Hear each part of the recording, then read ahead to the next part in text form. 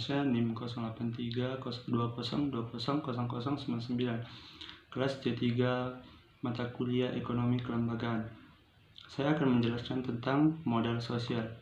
Modal sosial adalah konsep yang tujuannya untuk menekankan pentingnya kontrak sosial antara kelompok dalam kelompok. Artinya, jejaring sosial memiliki nilai yang saling berkaitan dan tidak selalu merusak seperti yang dipikirkan banyak orang. Contohnya yaitu pengalaman saya ketika di kampung ikut berpartisipasi dalam bergotong royong bersama masyarakat di desa. Contoh kecil ini dapat membangun kerjasama antar kelompok masyarakat, mempermudah pekerjaan dan terjadinya komunikasi antar masyarakat.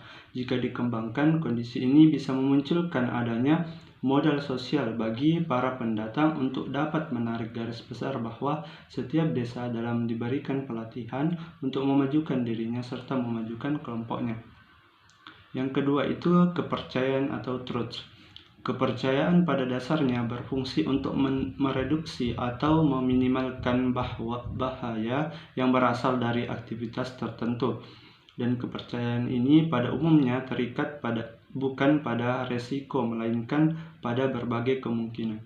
Contoh kecilnya yaitu dalam berkelompok, kita harus saling percaya antar sesama kelompok dalam menjalankan tugasnya masing-masing.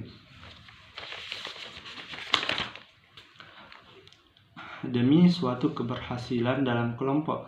Ketika tidak ada saling percaya antar kelompok, maka tidak terdapat keberhasilan dari kelompok itu sendiri. Kepercayaan mampu memperbesar kemampuan manusia untuk melihat, bukan didasarkan pada kalkulasi rasional kognitif. Melalui suatu pertimbangan dari suatu ukuran penyangga antara sebuah keinginan yang sangat dibutuhkan dan harapan yang tidak akan mengecewakan. Sementara itu, kerjasama tidak akan pernah terjalin jika bukan karena adanya rasa saling percaya antara sesama pihak yang terlibat. Di sisi lain, kepercayaan bisa meningkatkan toleransi terhadap aplikasinya. Yang ketiga itu nilai dan norma. Nilai dan norma adalah hal mendasar yang terdapat pada proses interaksi sosial. Nilai dan norma ini mengacu pada bagaimana seharusnya individu bertindak di dalam masyarakat. Norma itu sendiri merupakan bagian dari modal sosial. Terbentuknya norma tidak dibuat oleh birokrat atau pemerintah. Contoh, ketika saya berkunjung ke suatu desa, saya harus saling menghormati tradisi-tradisi dari desa tersebut dan berperilaku sopan santun terhadap masyarakat yang ada di desa tersebut. Terbentuknya norma justru melalui tradisi, sejarah, dan tokoh karismatik yang membangun suatu tata cara berperilaku seseorang atau suatu kelompok masyarakat yang di dalamnya akan timbul secara spontan dalam kerangka menentukan tata aturan yang bisa mengatur kepentingan pribadi atau kelompok.